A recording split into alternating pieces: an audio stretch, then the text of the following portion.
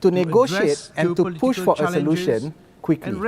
Ini berlaku pada tahun 60-an dan 70-an. Banyak leader-leader kita faham, they have personal and direct relationship. Militarinya ada, intelligence-nya ada, daripada segi Isma Putranya ada, daripada segi pemimpin politik. We should lead by example, show our unwavering commitment and honor the promises made. More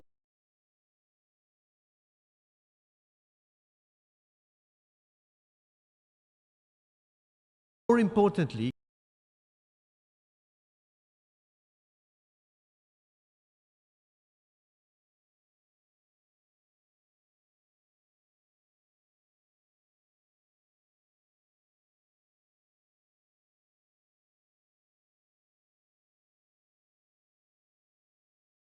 we need to uphold fairness and justice. In this regard, Mr. President, finding consensus on crucial priorities like poverty eradication, renewable energy, education, and women empowerment is paramount. The Sustainable Development Goals serve as our guiding compass on this journey. And in a world marred by inequalities, our commitment to uplift the marginalized and empower the vulnerable must remain steadfast. We must ensure inclusivity where every individual feels safe and secure. Our society's strength lies in its diversity. An efficient education system is vital in order to achieve such inclusivity. Everyone will need to possess an evolving pool of knowledge, skills, and capacities, or else we will have a two-speed world, deepening inequalities and exacerbating global instability. We need to build an integrated system of lifelong learning and ensure equity, access, and inclusion in relevant curricula. We should work together towards harnessing digital tools and increase investment in education so that it is recognized as a global public good. The surge in health challenges, from non-communicable diseases to global pandemics like COVID-19, underscores the importance of global unity. By fostering cooperation, sharing resources, and expertise, we can ensure universal access to highest standard of healthcare in order to protect the vulnerable and strengthen our global resilience. Mr. President, scaled-up action to reduce emissions to align with goals set forth in the Paris Agreement is becoming imperative. Even within the 1.5 degrees Celsius goal, SIDS are facing an existential threat. Exceeding this threshold would be catastrophic. To secure a sustainable future, we must collectively phase out fossil fuel usage and hasten the just transition to sustainable energy sources, targeting net zero emissions globally by 2050. The Intergovernmental Panel on Climate Change 6th Assessment Report has already warned that further delay will mean missing, and I quote, a brief and rapidly closing window of opportunity to secure a livable and sustainable future for all, end of quote. SIDS, like Mauritius, wrestle with coastal erosion, marine pollution, and coral bleaching. Sea level rise and climate-related disasters loom large. Mauritius is facing a rise in sea level of 5.6 millimeters annually, almost twice the global average of 3.3 millimeters. These compounding challenges heighten our inherent vulnerabilities and imperil our Sustainable Development Objectives. Mr. President, as leaders, it is our duty and responsibility to save the planet for our future generation. Mauritius is spending about 2% of its GDP on environment and climate change-related policies. Our Climate Change Act serves as the cornerstone of our commitment to fulfilling our obligations under the United Nations Framework Convention on Climate Change, the Kyoto Protocol, the Paris Agreement, and other related instruments on climate change.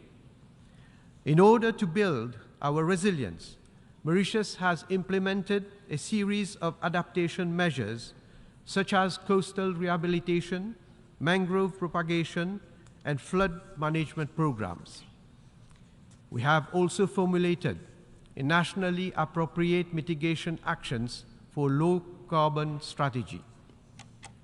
Mauritius is also committed to implementing a series of adaptation and mitigation measures aimed at reducing its greenhouse gas emissions by 40% and achieving 60% of energy production from green sources by 2030.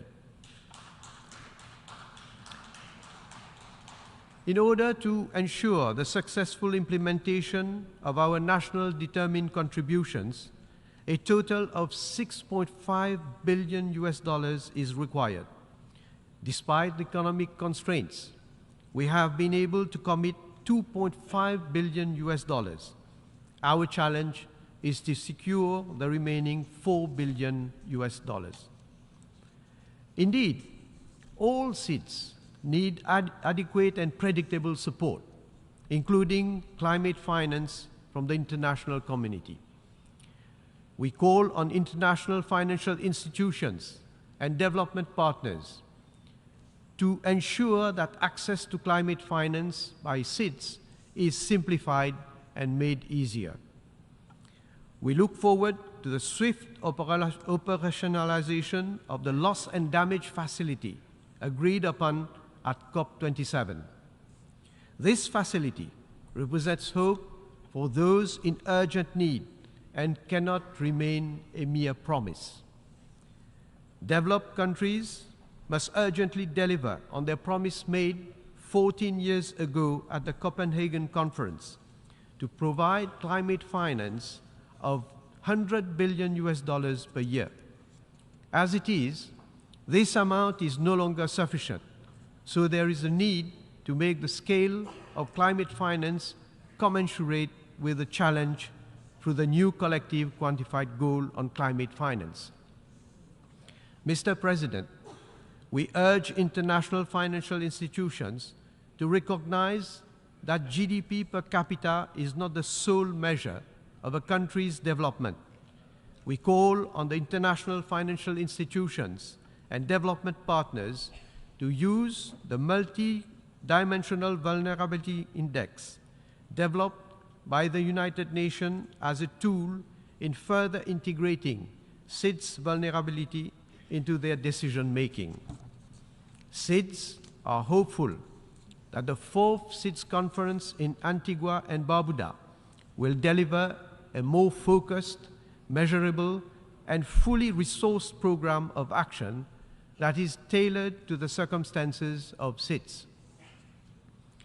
Mr. President, we look to the Summit of the Future in 2024 to address issues of financial stability, promote financial inclusion and debt sustainability, and embrace sustainability. We call for an inclusive and equitable global governance and not a finance divide. Mauritius believes firmly that the SDG stimulus and the Bridgetown initiative can accelerate progress towards the SDGs and the Paris Agreement. Mr. President, the United Nations report, SIDS in Numbers 2017, projects that Mauritius will become a water-stressed country by 2025, barely 2 years from now. It is my government's top priority to ensure the continuous supply of clean and safe water to every citizen. We will continue to invest in water storage capacities to face the effects of climate change and achieve long-term water security. Mr. President, the ocean on which we are all dependent is a critical reservoir of marine biodiversity. Mauritius welcomes the adoption of the agreement under the United Nations Convention on the Law of the Sea on the conservation and sustainable use of marine biological diversity of areas beyond national jurisdiction. And I'm pleased to inform that Mauritius has signed this agreement. This historic, legally binding instrument is a victory for multilateralism and international law, and a game changer towards the conservation and sustainable use of marine resources. We encourage all countries to sign and ratify the agreement so that it can enter into force as soon as possible. In the same vein, Mauritius reiterates its invitation to states, NGOs, and other stakeholders to support the marine protected area, which Mauritius will be establishing around the Chagos Archipelago. We also look forward to the finalization of the international legally binding instrument on plastic pollution, including in the marine environment, and ensure its effective implementation. Mr. President, democracy, the rule of law, and respect for human rights are fundamental values which every country must respect and abide by. The instability in some parts of Africa is detrimental to progress. Upholding the rule of law is essential for restoring faith in governance, fostering stability, and enabling sustainable progress on the continent. Peaceful transition of power through democratic means is the only way to ensure peace, development, and prosperity. Mr. President, we proudly welcome the admission of the African Union as a member of the G20. We reaffirm our solidarity with the Palestinian people and reiterate our unwavering support for the two-state solution as we recognize potential to bring lasting peace and stability into the region. We commend the recent step taken to seek an advisory opinion from the International Court of Justice and hope that the Palestinian people will be able to live in freedom in their own state.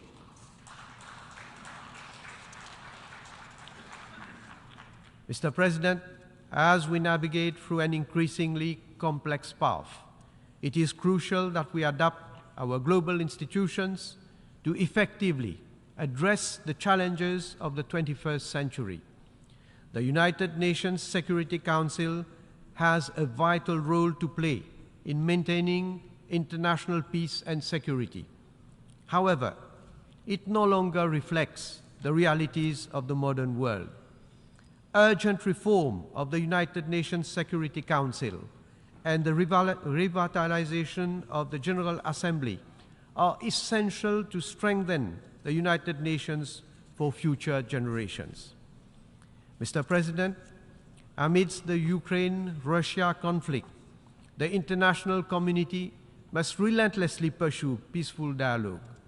We commend African nations and other mediators for their vital role in this regard.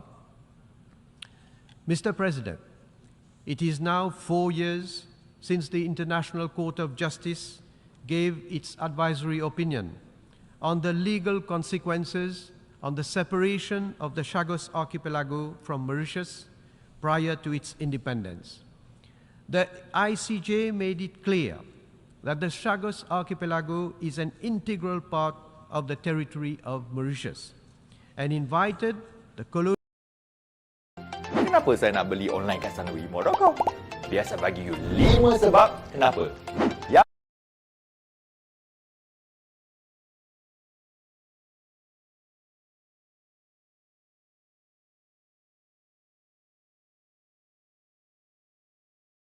process of Mauritius and enable Mauritius to implement its resettlement program.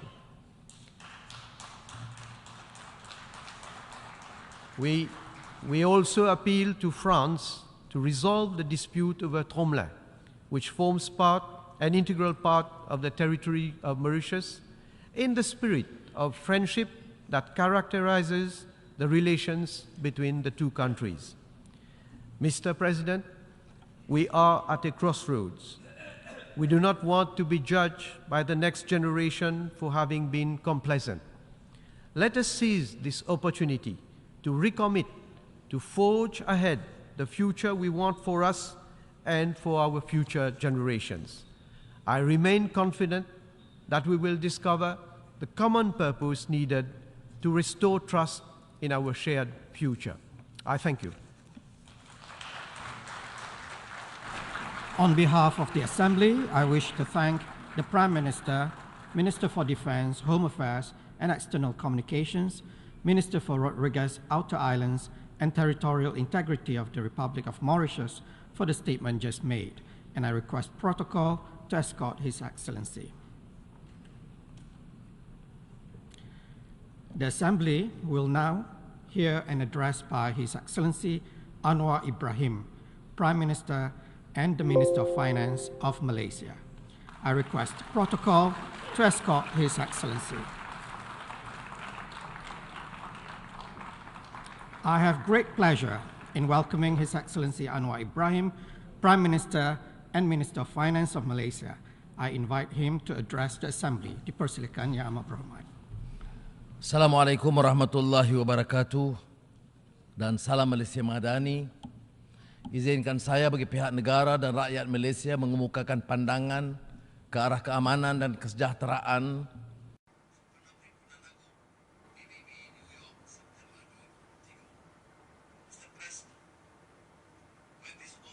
was established almost 80 years ago.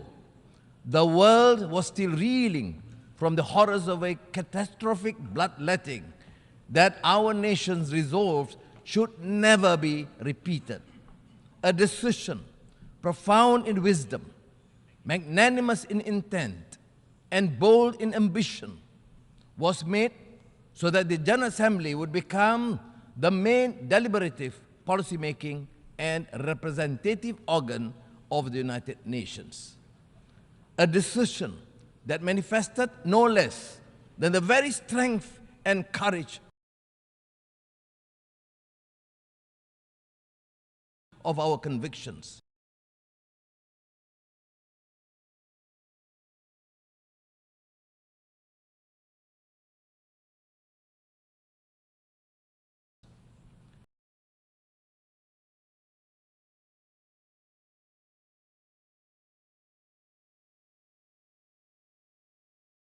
By giving equal voice to the sovereign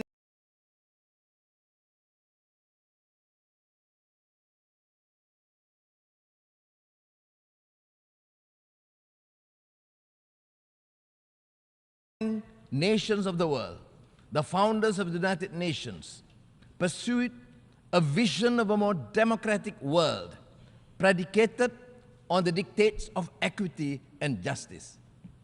This was a vision that consigned to the past the predations of the strong of the weak, the strong over the weak, of the rich and powerful over the poor and the marginalized, and of the big powers over the rest. That vision, in my opinion, has been utterly shattered to pieces. Today, we find that the major powers and those that aspire to greater international status are increasingly casting the United Nations aside for smaller, supposedly more efficacious platforms. As the powers that be continue to pay lip service to the imperative of multilateralism, we see the emergence of minilateralism instead, effectively becoming fragmented configurations of power.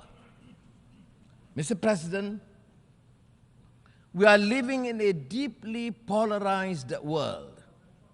We are seeing major power rivalry unfolding with consequences that would negatively impact nations, especially the smaller ones in the regions of conflict.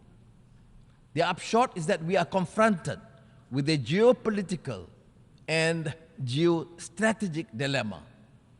While the major powers continue to assure that a binary choice is not being imposed, the reality for many is that it is the only choice offered. Unchecked, this will ultimately lead, once again, to a world where the masses are unrepresented, where the few rule over the many, and the many resent the few. The lofty ideals and principles enshrined in the UN Charter call upon nations to resolve their disputes through peaceful means and refrain from the threat or use of force against the territorial integrity and sovereignty or political independence of any state. We condemned unequivocally the Russian invasion of Ukraine.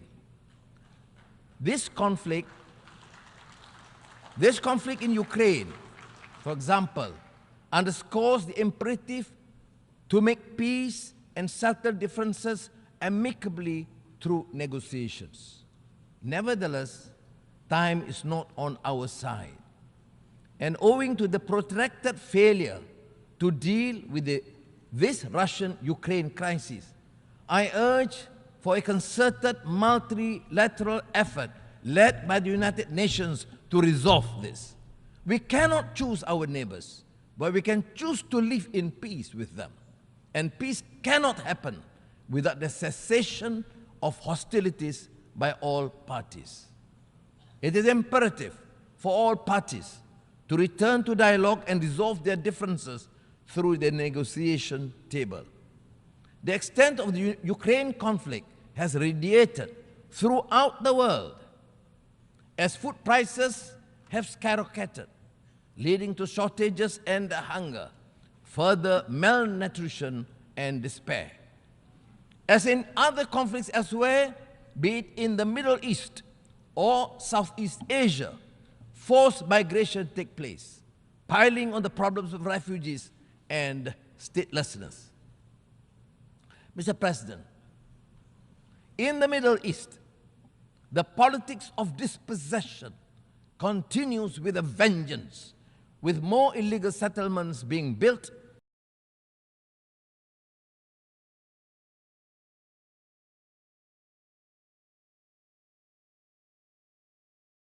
stripping Palestinians of land that rightly belongs to them.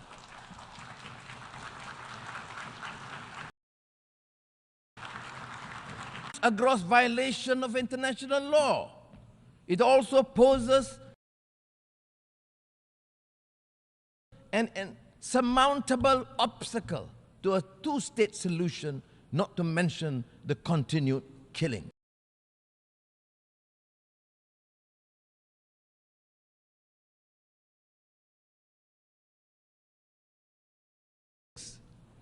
There is also flagrant hypocrisy in dealing with the issue of Palestine.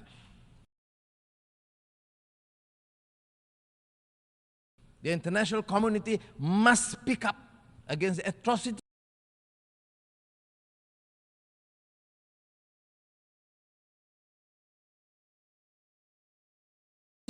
committed towards the Palestinians, even as they so vehemently speak out against human rights violations, injustice,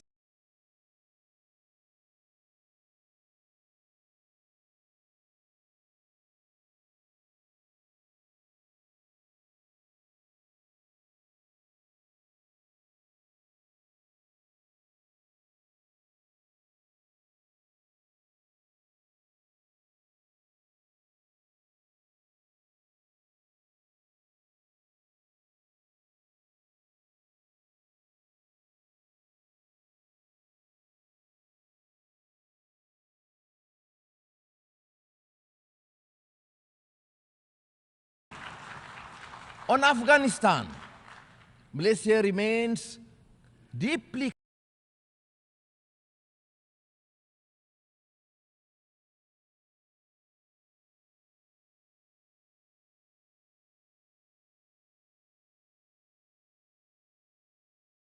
concerned with the dire humanitarian situation in the country.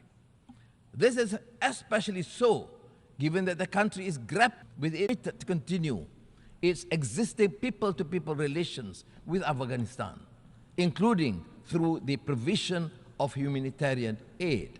However, we remain resolute and firm in our call on the authority of Afghanistan to reverse their exclusionary and discriminatory policies against women and girls. Denying their right to go to school is a violation of the teachings of Islam, not to mention the UN Charter and the multilateral framework of human rights. They are also profoundly detrimental to the future of Afghanistan. Mr. President, we are deeply horrified by the continued post-coup violence and instability in Myanmar. This is currently among Southeast Asia's and ASEAN's biggest strategic and humanitarian challenges in recent years. The barbarism and depravity inflicted upon the people of Myanmar is indefensible and goes against the values or principles shared by the peoples and the region, in the region and globally. The support of the international community, including the United Nations, is crucial to urge continuously and maintain the necessary pressure on the military authorities to reverse their course. Inasmuch as the principle of ASEAN centrality dictates the continued atrocities must end, Malaysia has a moment to lose.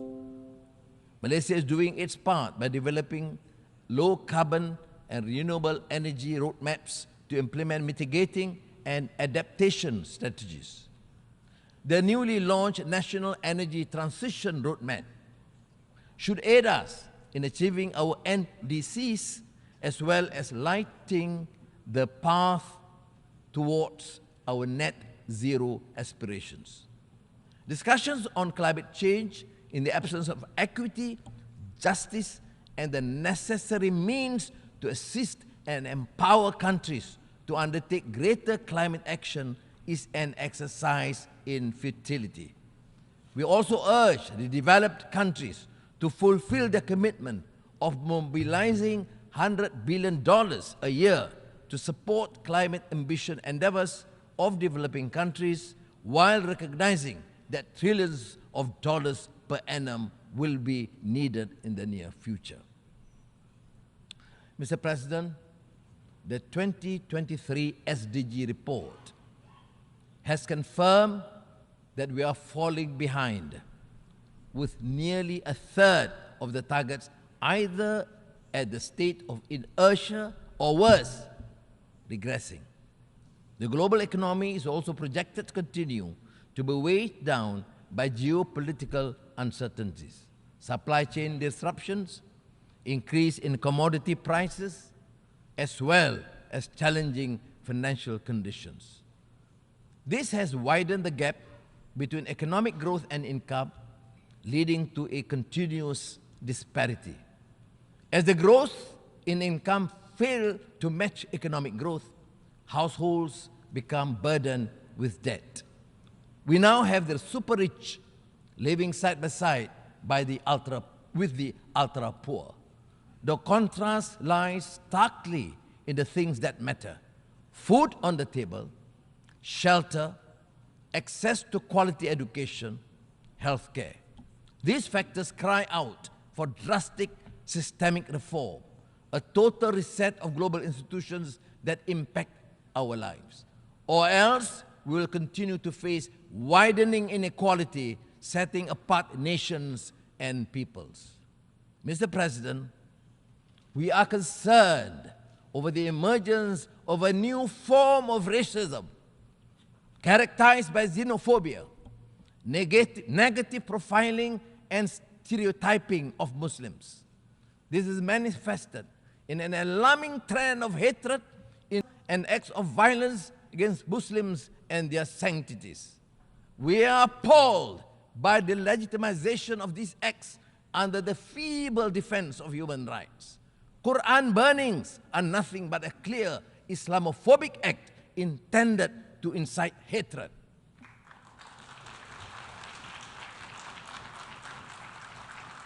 Inaction in the face of such blatant provocation to a religion is simply irresponsible and sends a dangerous message to humanity. We must embody the values of acceptance, tolerance, and mutual respect. We must promote intercultural, inter-civilization, and inter-religious understanding and cooperation. We must unite our faith in common cause to promote understanding and goodwill amongst our peoples and strengthen peace and harmony among nations. Mr. President, these are indeed tall orders, but that is the very reason we are here. I truly believe that no challenge, however formidable, is insurmountable if we secure the collective commitment of this global community, the member states of this august institution. What we need is trust and the conviction to make the world a better place. The will are indispensable in any harmonious, thriving, and peaceful society. Compassion, ihsan and rahmah, respect, trust and amana, innovation, prosperity, and sustainability. These basic principles and moral values also apply in the context of our relations with other countries. Whether it is G7 or G20 or G77 or APEC or the world's largest FTA, there is no denying that multilateral collaboration is the sine qua non for any effective and sustainable resolution to the crises that the world is beset with. In this regard, it bears stressing that Malaysia's commitment to the UN and the multilateral system is born out of the strong conviction that all countries, no matter how big or small, rich or poor, strong or weak, have a common responsibility towards creating a better world for tomorrow.